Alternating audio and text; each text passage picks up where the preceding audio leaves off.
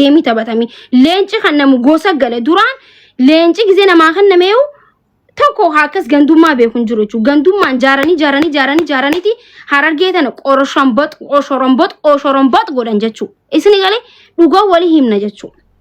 Yoo karaa Harargee gaddeebine Harargeen akka duutu ikoonomiidhaan akka bakka guddinaan waa hundaan akka duutu godhe hoolayyi as gubbarra fiiduu kana jechuudha. Akka tokkoomtee ummata wajjin dhaabban ikoonomiidhaan hayyummaa waa hundaan akka guddanne ka godhu jiru asirratti bahanii tokko bakka isin akkas isin kutaasan jala fiiti. Kutaa abbaa fedhe jala haa fiigu. Anqan ganda kiyya narrabsiisnetti anqan gandi kiyya akkasiit akkanaat jee hin xunetti bikka fedhe deeme abbaan fedhen firoomu abbaan fedhe hojii deemu mirgan qaba jechuudha. Kuni Harargee keessa hin turre jechuudha.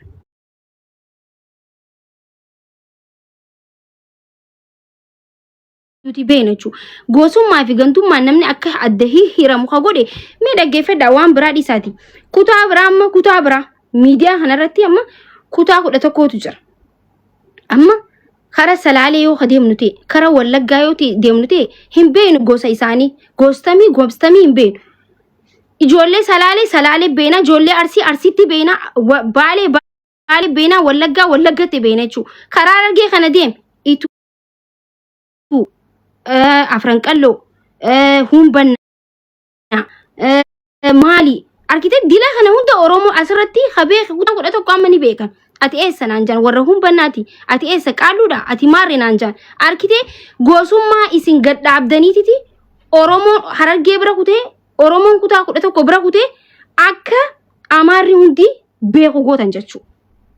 Gosa namni ittiin wal baruuf kan nuti beenu akka Oromootti gosa ittiin wal baruuf tokko jaa lammaffaa dhiini wayyoo gannaqame gosti isaa sun wali baatee maallaqa buustee akka kafaltuuf yoo fuudhe waan takka gootee fi akka gadhaabduuf malee gosummaan itti leellifamee ilmaan abbaa tokko itti ficcisiisuuf miti jechuudha. Ya nama isinii mee dhabdan anaa isinii hima jechuudha. Minim Allahan bicha nama faru humaana gosu dandeessanii wanta gana goonus dandeessa haqa nama qabateetu if dura deema jechuudha. Haqaanin deema. Gizee hedduu kaficcisiisu isinuma jechuudha. Ijoollee abbaa tokko ijoolluma Hararguma tanaa'u diina wali gootan jechuudha asirratti hoolayyiin jimaa akaafuudhaaf karaa Harargee seenteetuni karaa dhuftee hin beekamne ijoolluma abbaa tokko gosaan wal nyaachiste Kaayiroo kana keessatti sababa gosaatiin ableedhaan garaan dirameetu jira. Wallahi nama feemasii wahii jechuun maqaa yaamuun barbaadu ni beeytanillee warri gosummaa jaartan ni beeytan. Sababa gosummaadhaan wallalaniiti ablee garaa kaanii ablee garaa wallahi ilmaan abbaa tokkooti isin ijaabe ijoollee biyya takka bakka ijoolluma lama Harargee lama jechuun garaa wal ka ablee ni beeytan ijoollee Kaayiroo jirtan feemasii miskiinticha jechuun miskiinticha uumaan beene garaa keessanii ablee akkasitti garaa fuutan jechuudha.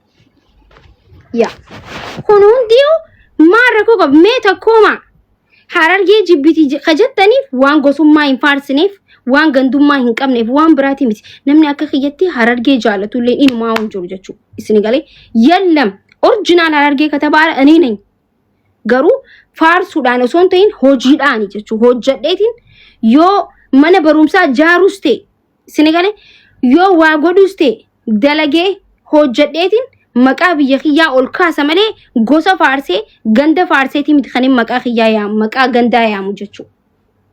Ya namni feemasa gaafate ganda ofiitiif waa gadhaabee biyya ofiitiif waa gadhaabee dura bikkatti dhalate waa godheeti sanboota Oromiyaa godhee sanboota Itoophiyaa godha jechuudha. Akkasi haasawaanii miti hojiidhaan hojjeta namni biizinasa gooteeti maallaqa ganneexeeti qubii seentee yoo dhabdee jechuudha. Invest argatan hagaree namatti asxarraa unji loltii asirraa gandummaa faarseeti miti dirqamaati.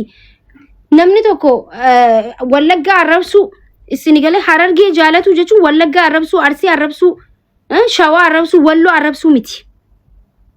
Waliin jiraachuudha Harargee jaalachuu jechuun. Nuti kabeeynu Harargee san beeyna nuti jechuudha.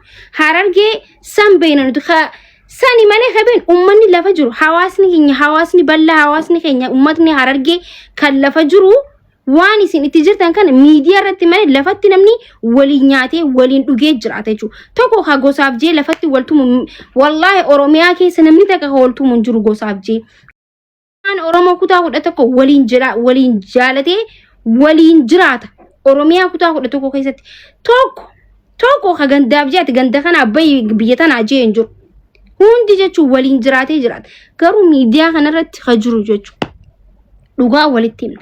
Ani maannim haqaaf namatu jaalatuni liqimsita dhiistummoo mataan naanneeffatteeti maakii jechaa deemte jechuudha. Sinigalee maqaa Harargee kaballeessaa jiru Harargee tuffachiiste wallahi wabillahi yoo Harargee maqaa maakiitiin kabajamte malee maqaa maakiitiin hin tuffatamtu. Yoo maqaa keessan maqaa gandummaa fi gosummaan asirra wal geessanii nama arrabsanii fi nama abaartaniin ijoollee Harargee jedhame malee maqaa kiyyaan ganda osoo hin ta'in namni takka maqaa kiyyaan hin tuffatamu.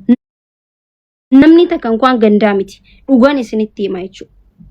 Maaliif gaafan dubbadhus gaafan hojjedhus itti yaadeetiin hojjedha. Maaliif rabbiitu na guddisee nama afoo na kaa'ee rabbiitu na guddisee fuuldura namaa na baasee waan ta'eef jechuudha. Isin galee dhugaa walitti himna. Yoo barbaaddan laal an dhugaan isinitti miti warreettan nama dhugaa dubbatudha. Waajala seentanii maakii kuffisna hamaa koo hamataa koo jee Oromoon isin galee waan fedhees ta'u jechuu nama isinirraa dhalatee waan fedhees ta'u baalagees ta'u jazbaas ta'u jechuu isin galee garuu isin irra guddaan keessan amma uummata hawaasa kiyya bal'aa Harargeetii miti kan jechaa jiru kabaja qaba uummanni kiyya Harargee baalagee dayyuustoota asirratti maqaa Harargeetiin uummata saba guddaa uummata guddaa maqaa xiqqeessaa jirtuun jechaa jira hubadhaa isin galee ummata asirratti walitti qabame qooshaa qumburree haati abaartee biyyaa baaste jechuudha. Waan takka na gochuu hin dandeessanaan iyyitan malee isin maqaa Harargee balleessaa jirtan Harargeen akka namaa waliin hin jiraanne godhaa jirtan maqaa Harargee gabbuusaa jirtan akka Harargeen nama arrabsitu bakka arraba qofaan beesisaa jirtan jechuudha. Harargeen arjaa Harargeen hojjettu Harargeen nama hojjetu jechuun nama gabbu'ee hojjetee jiraatu jechuun Harargee jechuun nama arrabsuudhaan fammasuu miti Harargeen. Isin galee isin maqaa balleessaa jirtan waan ta'eef likki keessan isinitti hima jechuudha. Feetu jaalatta feetu jibbita. Ani orjinaal yoo karaa Harargee deebine jechuudha. Orjinaala intala Harargeeti orjinaala jechuudha. Fedhu Arsiin himadha, fedhu Walloon himadha, fedhu Baaleen himadha, fedhu Shawaan himadha. Abbaan tokko maa himattanaan jechuu hin danda'u. Isini miti ijoolleen si komando maaliif Arsii himattanaan jechuu hin dandeessu. Ijoolleen Salaalee maaliif Salaalee himatta maaliif Shawaa himattanaan jechuu hin dandeessu. Unkwaan isini miti isinin jechaa jira bar. Arra yoon fedhe lafaa kee Wallaggaa himachuu danda'a jechuudha. Wallaggaa himachuu danda'an intala Oromoo kutaa kudha takkaatti irraan marsee kan hin barbaade bikka naatee ciisa deemee jechuudha. Namni tokko ati maa himattanaan jechuu hin danda'u. As nagiree is nagiraachuu jechuudha. Bikkan barbaade. Yoo barbaade Oromoo irraa bahee jechuun shinaashaa yoon himadhe namni waa'ee kanaa galchuu hin jiru. Yoo rakkoon keessan waan biraa ta'e malee isin galee rakkoon teessan waan biraa yoo taate malee waan barbaade ta'uu danda'an as biratti. Unkwaan ganda fedheetti maraxadhee galuu miti. Namni amantii ofiituu ni jijjiira bara yoo isaa namni tokko hin dhibuun jechuudha. Bikkan barbaade filadhee yoon barbaade arra lafaa kee ani intala Booranaati ani Booranaa jechuu danda'a. Maannim silanee ayin malakkatoo mannaatee raasu maaliif himattee naan jechuu hin dandeessu. Natti tolee madhee mirgan qaba. Okay? Na furadhaa yoon jees mirgan qabaan. Maannim silanee ayin malakkatoo. Okay? Asirratti iluu himadhu rakkoon qabu hin dhufa. Kutaa kudha tokko amma kutaa barbaadeen dhufa amma irreecha irratti dhufa karaa Salaalee tana dhufa fedhellee karaa Wallaggaatiin dhufa bikkan barbaade jechuudha. Shoomamee jiraadha kabajamee waan ta'eef namni na shakkulleen hin jiru maaliif jennaan ani nama badaas miti nama ganda waliin nyaachisus miti nama haay aboo nuti bari yoo barbaanne yoo barbaachisaa ta'e bar nuti Boorana keessatti mana ijaarannee jiraachuu dandeenya bar Harargee irraa baanee jechuudha. Senegalee si komandoo keessa deemuu dandeenya bar. Walloo keessa seenuu danda'a. Maal abbaa keetiif fidda. Na caala uummata Wallootiif qabsooytee taate. Na caala uummata Wallootiif sagalee taate kana asitti dhuftee na arrabsitu. Maasirajjaaf marrajaa Facebook irra jira bar.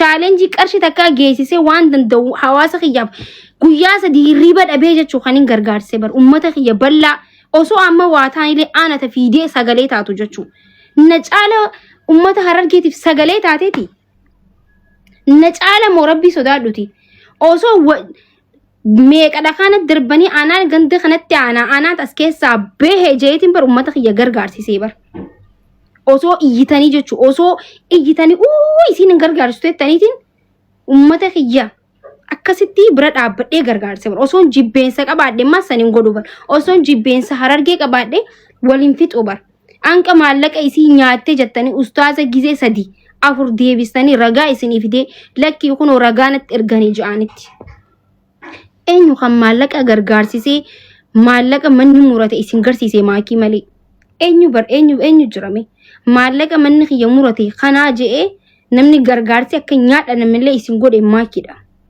dhugaa hin barbaadda waan ta'eef maallaqa manni kiyya qarshii 10 murate dooraala jee fudhadhee silaachumaa cal jechuun hin danda'a ture bar ayyaachuu yesoo haqqa silammaal falle 10 shine beetee qorra xawu biyyee akkasitti risiitee maxxansee isin garsiise jechuu miidiyaa kanarratti deebisanii irdaataan ustaaza baran geenya gizee jettan ustaaza gizee lama warra addaa'uch gizee 3 ustaaza finnee bar gizee 3 bar gaafa gargaarsi guuramee raayyaa abbaa mancaatti kanname raayyaa abbaa mancaa gizee 3 dhufee maglacaa kan nu arkite sababa xiqqaataa ijoollee Harargee maqaa Harargee balleessuun asirratti wal geesseetuma maquma Harargee tana Hararguma tana wallahi ummanni kuni eessaa akka dhufeen beeku maquma Harargee kana jibbisiisuuf asit dhufanii ustaaza ofii namni gizee 3 akkamitti deebisa gizee 4 live irra dhufee yaa ummata na bira gahee jira kunoo gargaarsi keessan jee mee wallahi jibdee jaa ustaaza gizee meeqa finne guys raayyaa abbaa mancaa gaafa kan namu raayyaa abbaa mancaa gizee 3 as fidanii mee ragaa nu garsiisanii jaanin hin jaan bar argitanii nama ofiitiif nama guddaa ofiitiif kabajaa hin qabne hooleyyii Harargee keessaa baate tana malee tabaraatu jira itti isinii idee iyyaa ooltaniiti guyyaa guutuudha mee naa himaame rabbii sodaadhaati mee nama guddaa ofiitiif kabajaa hin qabne hooleyyii tana malee tabaraatu jira hooleyyii ganamaa galgala maalumaaf guddattee nama afoo mul'attii gab kuffisneeti ciqaa argatan gosa keessa galchine cuquun buccuu keessa galchane jeetuma fiigu isaan malee harkitanii feemasii fuudhanii jechuu amma duras eenyu mu'aazillee akkasii salphisan eenyu salphise isaanuma ijoolluma hooleyyii tan mu'aazuma feesbuuk irratti kabajaa guddaa qabu mucaa xiqqishaa hin beeytanii mu'aaz murti guutoo eenyu akkas godhe isaanuma bar nama biraatii miti bar feemasii ofii fuudhanii gadalii wayii fuudhanii makiinaa jala fuudhanii makorbaasa jala fuudhanii gadalii keessa fuudhanii siree jala oowwisan aboo maaluma wallahi wabillahi dhugaa dubbadheen doobar wallahi